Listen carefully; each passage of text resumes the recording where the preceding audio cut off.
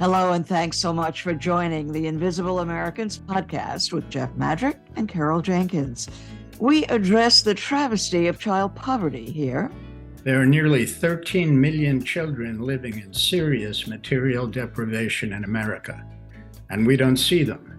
They are our invisible Americans, and we plan to change that. A couple of words about us. The podcast is based on Jeff's book, Invisible Americans, The Tragic Cost of Child Poverty. He's an economics writer, author of 7, and co-author of another 4 books on the American economy. And Carol is an Emmy-winning journalist, activist, and author, most recently president of the ERA Coalition, working to amend the Constitution to include women. And we are longtime colleagues and friends.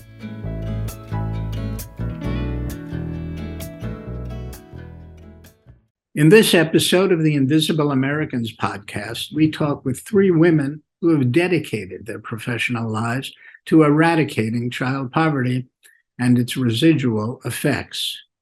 Kercena Dozier of the Children's Defense Fund of New York, Alissa Quart, author of the new bestseller Bootstrapped, Liberating Ourselves from the American Dream, and Dr. Rita Hamad of the University of California, San Francisco, who studied the effects on the mental health of parents who participated in the child tax credit of 2021. Each brings us a fresh perspective on child poverty and what we all can do about it. We begin with Kercena Dozier, who is the executive director of the Children's Defense Fund, New York, part of a national organization founded more than 40 years ago by the legendary children's advocate, Marian Wright Edelman. Kercena's entire professional life, post a law degree and MBA, has been dedicated to erasing poverty, especially for children, from working with Mother Teresa in India to working on New York City's unhoused crisis and in state government. She is focused on the food and shelter insecurity of our children. Kercena, thank you for being with us today. One of the things I love in your bio, in the description of you, is it says you've spent your entire life working for children in poverty, getting them out. Tell us a little bit about how you got to that point and, why you do this work. I ended up attending law school in Washington, D.C., American University.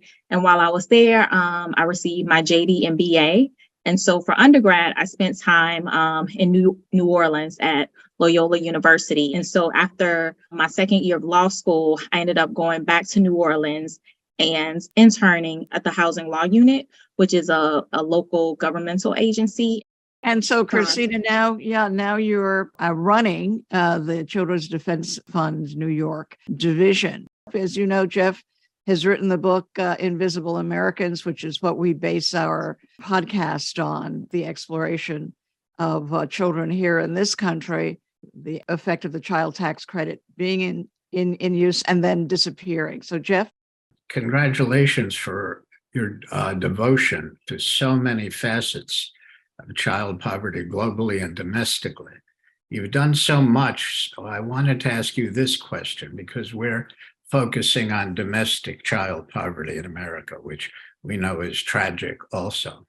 Is there a priority in your mind in terms of policy for dealing with child poverty in America? I know there are many proposed solutions.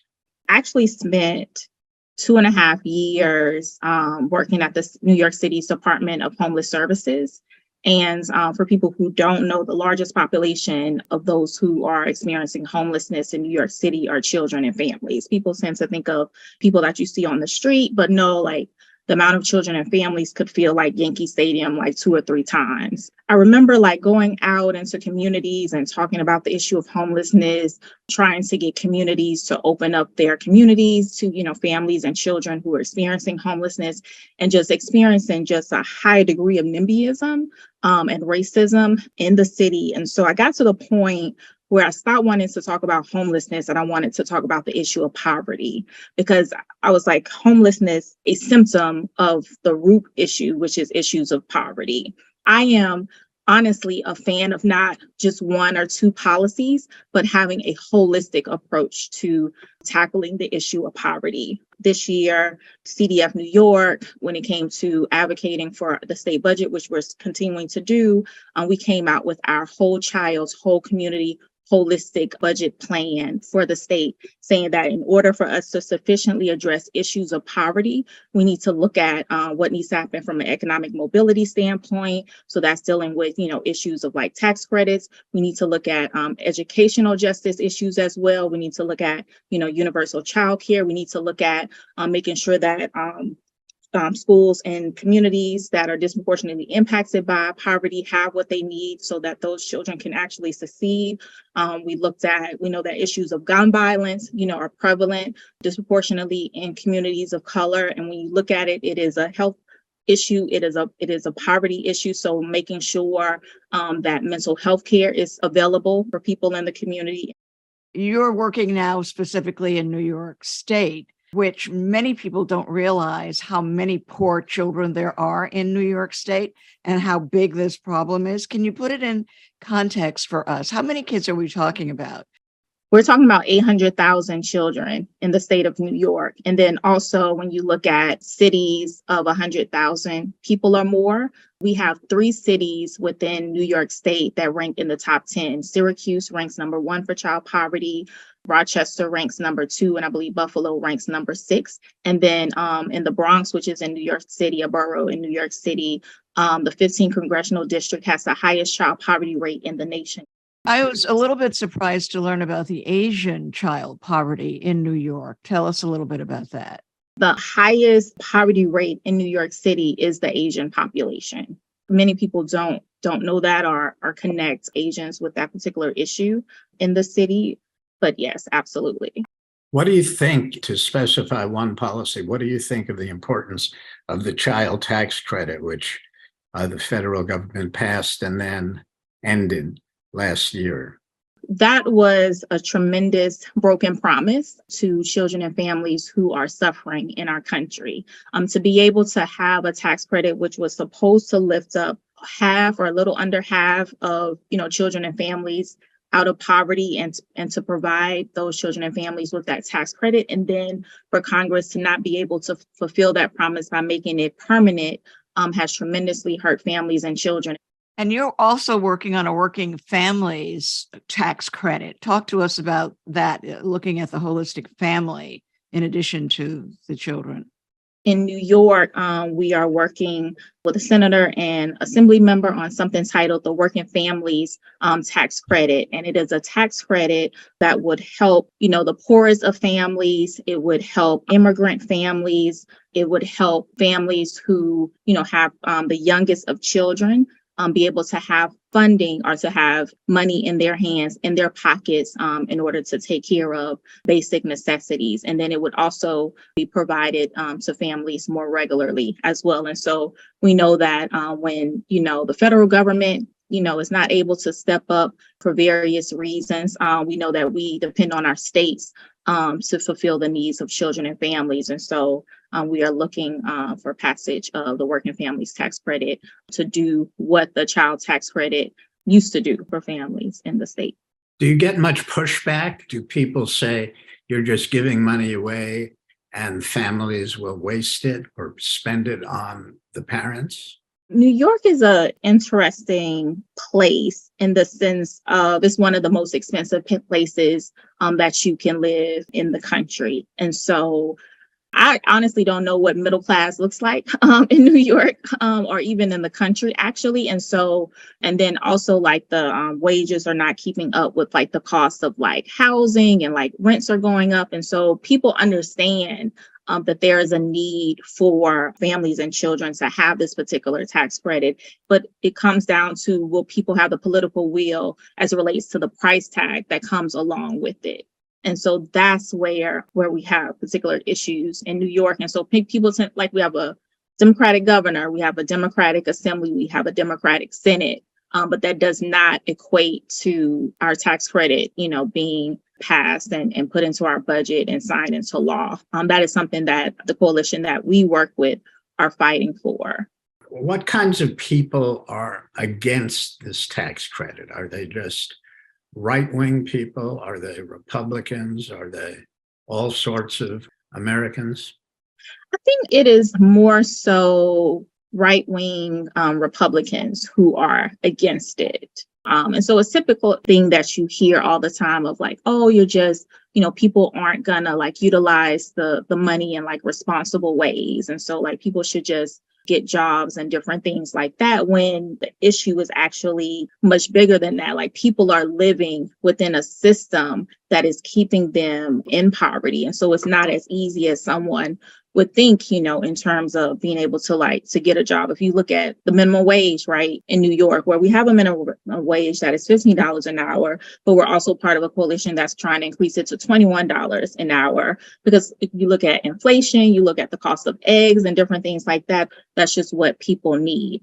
We are actively pushing back against the narrative that this is just a handout, that people will utilize the money in irresponsible ways. When we know, when the data tells us that people have the money, they use it for basic necessities. They use it for food for their family. They use it for their rent. They use it for clothes for their children. You say we have a democratically led governor, Senate, and Assembly, and you're not confident that you'll be able to get the working families tax credit through. Why is that? Because there's just so many needs. And so I used to, previous to the job that I have now, I was chief of staff for a state senator. And it's just, you're just inundated with all of the particular needs of the state. And so what becomes like a priority versus what doesn't is a really tough decision. But if we are saying that, our children are the most important humans, people in our particular municipalities, in our particular states, that they are our future, then they are worthy of these particular investments. But unfortunately, that's not the case on a state level as well as on a federal level as well. And I think a lot of it has to do with like money interests, different things like that. Like a issue, people need to talk about is like the influence of money in politics and different things like that. I think we need to be able to hold our elected officials accountable. We literally in New York have the first, woman governor of our state. And she talks a lot about being a grandmother. She talks a lot about being a mother, caring for families and children. But yet when she came out with her executive budget in January, tax credits were nowhere to be found in there. And she actually signed legislation in December of 2021, which created the Child Poverty Reduction Act, which commits New York to cutting child poverty in half within 10 years. And then this is the first budget where she's been elected and where there's like an advisory council that is looking at the measures that she has introduced and saying, are you doing things that are going to put New York on a path to actually cutting child poverty in 10 years? And when we looked at her budget proposal, it just wasn't there. I told the coalition that we're a part of, it's just like a reminder that you have to continuously advocate, you have to continuously organize, you have to continuously build a movement and force people to be accountable to what they say they're going to do or to who they say that they are. Kercena, thank you so much. And we thank you so much for your work every single day. Kercena, thank you. Congratulations for all of that. Thank you so much.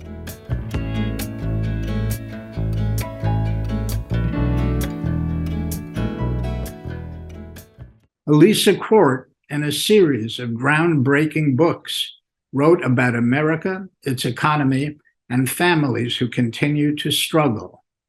The latest best-selling book is Bootstrapped, Liberating Ourselves from the American Dream.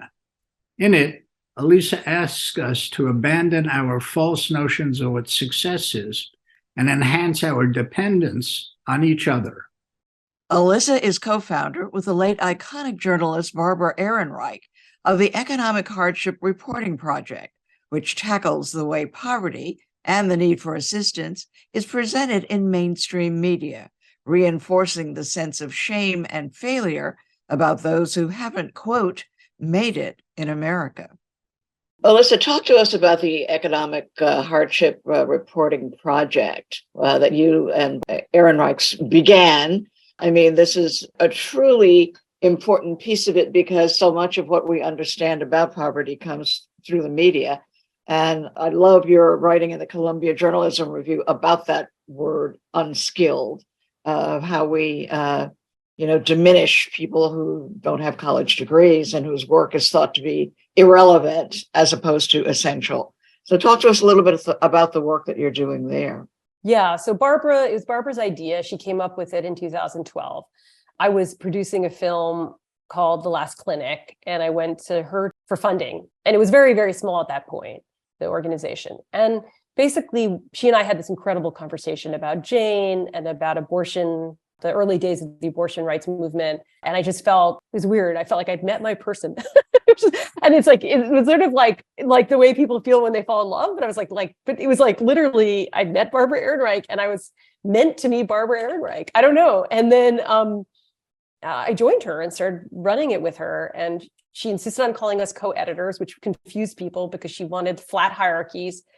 She died earlier this year, by the way, for anyone listening. And so that's why I'm talking about her in past tense. But yeah, we were incredibly close. And it was new to me to get that kind of, it's not quite mentorship, it's like collaboration with an older person, that kind of moral guidance. And so we were able to make this project that serves financially stressed writers, photographers, and filmmakers and gets their work into the media ecosystem on a large scale.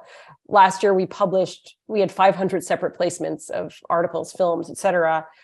Obviously, when we started it, it was much smaller. It was me and Barbara on the phone every day, going through a slush pile. But the idea is to try to get these myth-busting stories, often written by people who are poor, into Cosmo, into the New York Times, onto television screens. And we've been really successful. Well, I love to hear that. I love the idea that narrative can change people's lives, and counter narratives, which we really need a lot of, can change people's lives. Counter individualism, for example. I don't think when I grew up, we had any, did we? I think really when Johnson came in with his civil rights programs, there was some serious reconsideration of individualism. But I think you suggest, and I was a little surprised to read this in your book, that there is some positive thinking about communitarianism, or did I read this incorrectly? Last I checked, I have to check the DSA numbers, but the Democratic Socialists of America, but they'd gone up to like 45,000 members or something.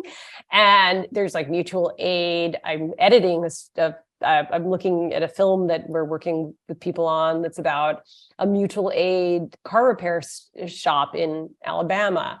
There's a rise in worker-owned cooperatives that I've written about. And I've been really interested in the work of Jessica Gordon-Nemhard about Black co-ops from the 19th and 20th century, that in earlier times when we needed to have alternative models, they often came from people who didn't fit into the traditional hierarchies of power. Women, people of color, blah, blah, blah, and they led the way for us. And we just need to follow them. We have to go into history to find them again. Alyssa, you seem to be demanding that we as a country rethink how we relate to each other, period. Tell us what you would hope to see in this community building, as opposed to the shaming of those trapped in poverty, the assisting of those trapped in poverty. Yeah. Well, I call it the art of dependence. And so I guess with the book, it's a part of it I call radical self-help. And again, inspired by Barbara's example, where she had a serious critique of traditional self-help, which put all the pressure back on the individual. But I think there's a kind of self-help that frees people by making them see that there's a system error that's put them where they are. And the art of dependence is the opposite of what we're told. We're told to be resilient. So we're told to be gritty. We're told to help ourselves. We're told to be more mindful. All this, more grateful. Why don't we celebrate the ways we're dependent on each other and even dependent on systems, even the intelligence it takes? I mean, it's shocking to say this, intelligence it takes to get unemployment money or welfare is a skill, and it's an art of its own. So I think that, I guess the reframe is that I'm looking for here is for us to see the ways we're dependent, the way I'm dependent on my caregiver who occasionally now picks up my daughter, or I'm dependent on, historically, I was dependent on my teachers and the way that families are dependent on each other and people in workplaces are. Our organization, we're dependent on our supporters, our contributors. And that's the reframe. The reframe is on an individual level, is to start reframing what success means in terms of that, and failure too. We should have pride, I think, to be sentimental about it. We should have pride in our dependencies. Yes, exactly. And it's distressing that people shame poverty all the time, especially poverty among people of color. So I hope we can change that thinking around. That's what I would devote myself to if I were you. I'm trying. I mean, part of the project with EHRP is to try to get these voices who are arguing for this, they're in their own voice. Like, my voice is fine as a big picture critic, whatever. But the people who are really experiencing this, I was very struck by one of our contributors who had been a grocery store worker during the pandemic, and this incredible essay she wrote about that experience where she said, I am curbside delivery, which I thought was incredibly powerful. Like the way that curbside delivery during the pandemic was completely depersonalized. It was something some clever Bobo was doing to get their Whole Foods, right? She was saying, no, the curbside is me. I'm like a human being afraid of, this is before there was the jab or whatever. I'm afraid of getting sick. I'm in a store and I'm putting these boxes out for your car.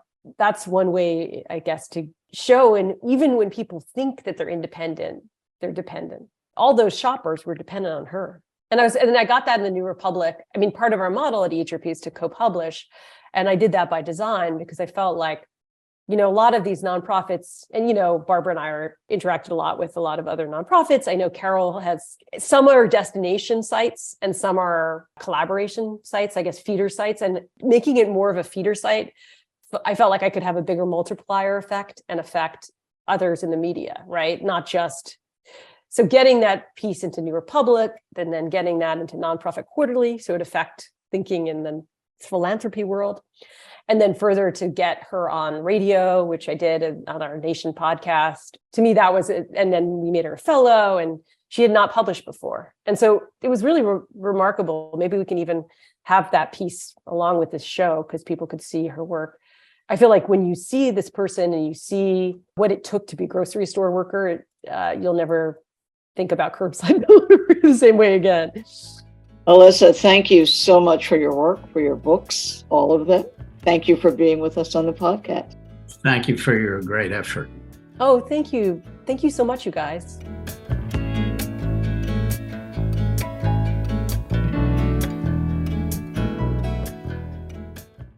Dr. Rita Hamad, MD and PhD, is a social epidemiologist and family physician in the Philip R. Lee Institute for Health Policy Studies and the Department of Family and Community Medicine at UCSF. She is the director of the Social Policies for Health Equity Research Program and was one of the researchers on a study of the mental health of parents who received support from the expanded tax credit of 2021 that sent monthly cash payments to families. Thank you so much, Professor Hamad, for being with us. The mental health piece of poverty is often overlooked, but I know that that's where a lot of your work is. Tell us what you've learned and how you operate in your center where you're fighting for mental health equity among the poor, how that is going.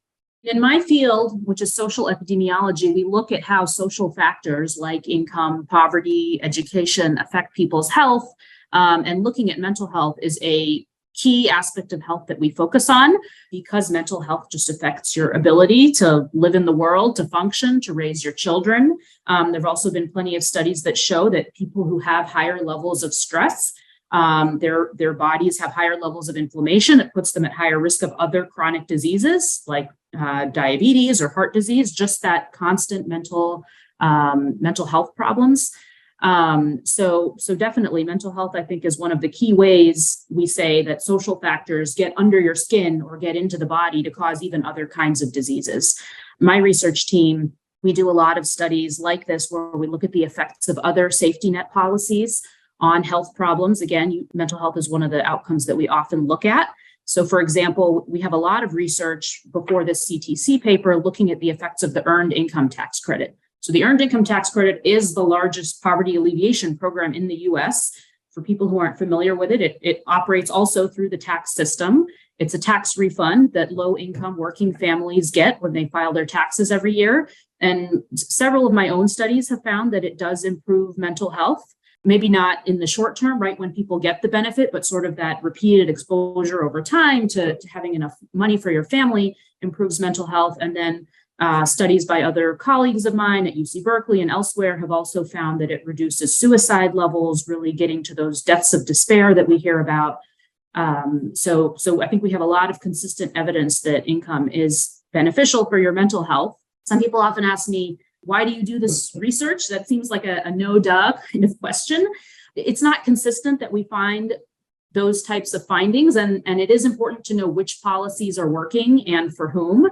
In a lot of cases, we find that the policy works overall, but really more for one group of people than the other, because maybe one group had difficulty accessing the policy. There's definitely studies out there, like there are these studies of lotteries that show that when people get lottery money, if you think, that's a huge income payment, that would be great for your mental health, that maybe it improves their mental health in the short term, but not in the long term. And so it's really important for us to understand how are policies working and who are they working for so that we can design them intelligently going forward. When I did research on my own book on child poverty, it was quite clear that 10 or maybe, I guess it was 20 years ago or so, a lot of academics did not believe money was the major issue. I mean, there was quite a backlash, I think, from the academic community. Now, I think the community, which is something I favored, I wrote a chapter called Money Matters. Now the community has come around to believe money is a key issue, if not the key issue for many of these families. That seems to be consistent with what you're finding. Yeah, I think there's a lot of increasing recognition that what's called the social determinants of health or social drivers of health are very important for people's health. I think even healthcare systems, which often are focused on their own contributions to health, that it's doctors and medications that work. Even healthcare systems are starting to recognize that they can only do so much and that they really need to be thinking outside of their own walls and what happens to these patients when they leave the healthcare system, when they go home to a neighborhood that's socioeconomically disadvantaged, or when they don't have enough money for housing or food. And there's a lot of recognition that's where we need to be focusing, is looking at those social drivers of health. Again, healthcare, as a physician, I also work in healthcare systems where there's now a lot of interest in screening patients for social needs and trying to figure out how to connect patients with the services they need other than just medications and lab tests and that kind of thing. And a lot of states are looking to expand how their Medicaid systems function. Medicaid is the health insurance for the lowest income Americans, to make sure that Medicaid is providing reimbursements for those social screenings and social referrals. So I think it's just widely recognized as something that we should be thinking about, and that we shouldn't just keep thinking about treating people with more healthcare. We need to think about what's causing their disease in the first place, and poverty is a major driver of that. Can you talk to us about the children of poverty a little bit in terms of what you see, the rates of anxiety, depression, suicidal, those kinds of things? How are our children in poverty doing? I mean, are these astronomically higher numbers in terms of anxiety, depression, and suicide attempts among the children of the poor? Children are very astute and can see the stress that their family is under. And they're also stressed out by having to move because of housing instability or not being able to consistently be fed because of food insecurity. I think we just have mounds of research showing how health problems of any kind, mental health, physical health, are all worse among the lowest income children. The question for us as a society is, even if we think that somehow that adults sort of put themselves into their own trouble and sort of don't deserve to be helped, I think as a society, regardless of which side of the aisle you sit on, I think there is or should be bipartisan agreement that children should not be blamed for the situations into which they're born. And we really need to be thinking about policies that can lift children up, that, regardless of whether their parents are working or not, or where they live, what state they live in, what neighborhood they happen to be born into, and policies like the child tax credit have that potential. Studies like ours and these others that I've been talking about that show the improvements in food insecurity all show that this type of policy has the potential to improve the environments of all children and give them all that chance to be healthy, productive, happy adults.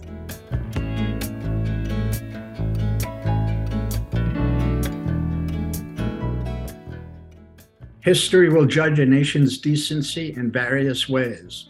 One of them will surely be the well-being of all its children. American neglect of its poor children is both inexplicable and deplorable. By basic measures, it has the highest child poverty rate among rich nations in the world. A generation of careful academic research has shown how damaging this has been to children's cognition, health, nutrition, and future wages.